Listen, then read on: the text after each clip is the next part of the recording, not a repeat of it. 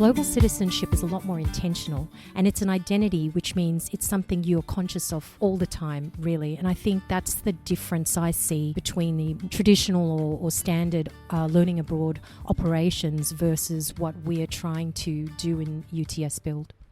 G'day and welcome to Global Horizons. I'm your host, Rob Malicki. Thanks for your company today.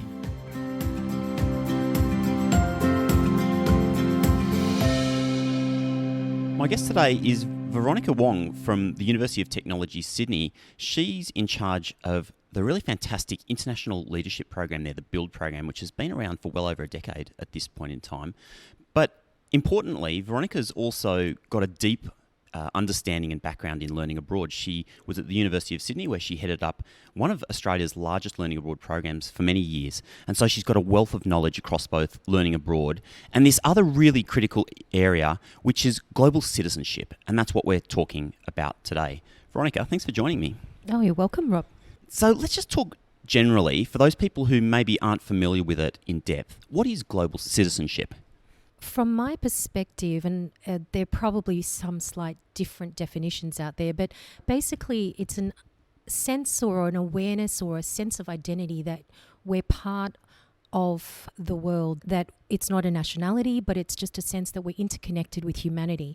And therefore, it's not just the privilege or the knowledge that we're one of, billions in the world, but it's actually what we do about knowing that and what we do about the interconnectedness and how we can effect meaningful change in the world, whether it's big change to become the president of a country, for example, or whether it's small change to just be an activist in your local community and support refugee causes, for example.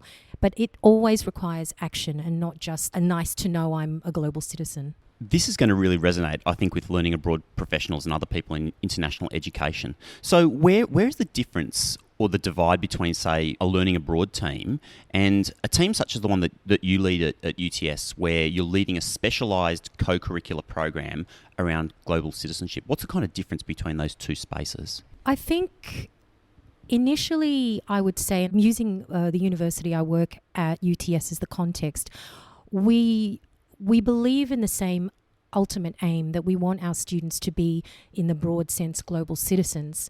I think where the challenge may lie, and I'm drawing from largely my personal experience at University of Sydney for many years and a little bit at UTS, is that typical learning abroad programs are very operational, they're very administrative, and they need to be. There are criteria to meet, there are applications to process, there are visas to issue, there's risk to assess.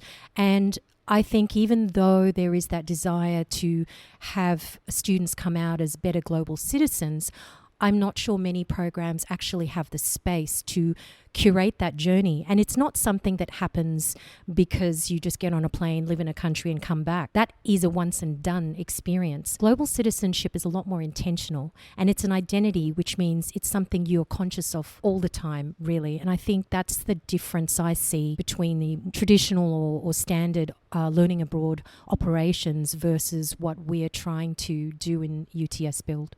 And so you said a really beautiful word there, which is curate. Is that essentially what your program is doing? Is that what global citizenship programs do? Well, again, I'll speak for ours, but yes, that is what we are trying to do. We try to curate experiences and shape opportunities for students to explore the idea of global citizenship, and also how they can be a leader in making this change, taking the action that I mentioned is important as a global citizen. And we put together different experiences, different speakers. We may theme topics around leadership, cultural understanding, United Nations Sustainable Development Goals, but they're all broad topics that are important for someone who wants to live and act as a global citizen to be aware of. What do students do as part of this? And I mentioned that before, co-curricular. So it's not formal curriculum, but it's alongside the curriculum. What sort of activities do students do if they were, for example, to successfully complete the build program, unless, once again, using UTS as an example, but there are other programs around the country. Sure. So our program was designed before I joined, but it's still following the same basic structure of students completing a certain range of experiences that they earn points for. And when they have accumulated the required points, they then are awarded a certificate of completion. And the program is also recognised on the Australian Higher Education Graduation Statement. So they get that when they graduate alongside their transcript. And the program is structured in a way that there are core components that every student has to do. And the core components are very foundational to their understanding of what is a leader, what is their leadership style, the fact that they can't lead in isolation, how they can leverage their own personality and style and values and attitudes in supporting teamwork. So that's sort of a bit of a leadership thread. And then the other side is around the sense of what it is to be a global citizen. And the content that we have explores what is identity and purpose, what does a just society look like, exploring biases, stereotypes, and encouraging a safe space for students to learn from each other as peers across culture, across different academic disciplines, different ages, different generations.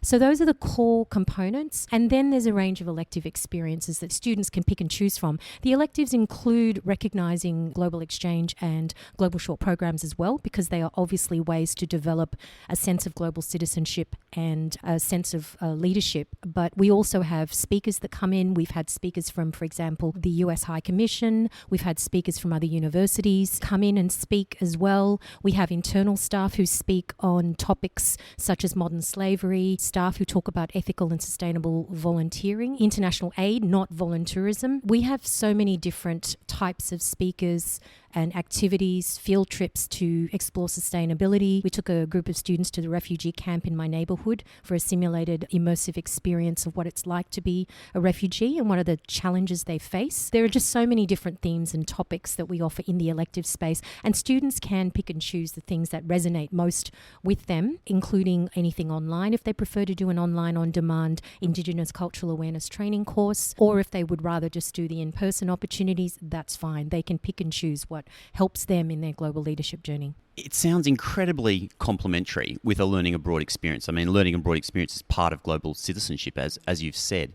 And obviously, your institution's seen the value of that and is investing in that. So a learning abroad professional who's maybe at an institution that won't make that kind of investment, do you think there are ways that they could work some of these elements of global citizenship into a regular learning abroad experience, maybe in pre-departure or in other ways? Are there ways that you think they could take some meaningful steps towards including global citizenship? Definitely. We're obviously fortunate and privileged enough to have a structured program. It has some funding to run what we run, but there are small ways that you could insert experiences or content, videos, short talks that really challenge the mindset of why a student would want to go abroad in the first place. I mentioned earlier on that I think over time, as I managed exchanges and study abroad more, there was a sense that I was impatient or frustrated with the idea of a once and done experience, that students would come back going, awesome, it was fun, it was great, and then they're back to their normal life. There are ways I think we need to change the mindset from the very beginning, maybe through some fascinating TED talk that challenges the idea of what it is to be a global citizen, and possibly all students are encouraged to watch that. They can be 15 minutes long or less. It could be some other curated content that's out there. I think what it takes is some intentional recognition in a learning abroad program that this is an important enough piece to include to prime the mind of why is a student doing this in the first place? Is it all about them? Is it all about just their employability gains or their personal growth? Of course, those two things are going to be advantageous for the student, but it's not just all about them. It's also about what can they give back. I think it's often missing, maybe not for a sense of that it's not important. There's just not the space often. And it does have to be intentionally curated and incorporated. And it can be as simple as a TED talk, an email reminder of a few things to watch that just reshape the narrative of this experience is going to be awesome and here are all the administrative things you have to do. Brilliant, tick, attend pre-departure, tick, done, come back, great, transcript, bye, never see you again, will that student continue to explore what it is to be a global citizen if there isn't something intentionally weaved throughout their experience? Is there one resource that you can think of that would be a starting point for people on this? Maybe a TED Talk, like you've suggested, maybe a book or an article. Is there something which is just that you've found incredibly useful as a starting point for this exploration of what global citizenship is? Yes, so there are a couple of TED Talks I can already think of that do speak to what it is to be a global citizen.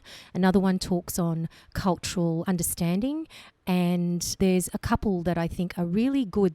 I've listened to them, and one of them I do remember is called A Single Story. I think there's a few that really get you thinking, that sort of stop you in your tracks for a moment and go, I never kind of looked at it that way. And I think those things are really important to prime the mind and help students maybe contextualize this amazing opportunity that they may be given and contextualize it beyond it's all about me. And I think that's the big thing that I've grown increasingly passionate about, helping them understand that it's not just about them, but it's also about what they can do to make the world a better place. You'll find the links to those videos in the description of this content, and really good starting point for you to watch those videos and maybe even just copy and paste those links into some of your pre-departure information for students. It's an easy win to get people thinking about global citizenship. Veronica Wong, thank you very much for your time. Thank you for joining me. Thanks so much, Rob. Been my pleasure.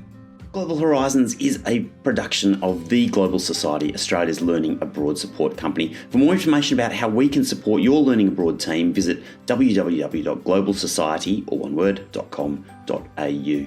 This episode was recorded on the Ngunnawal land in Canberra. We pay our respects to elders past, present and emerging. Have a great day.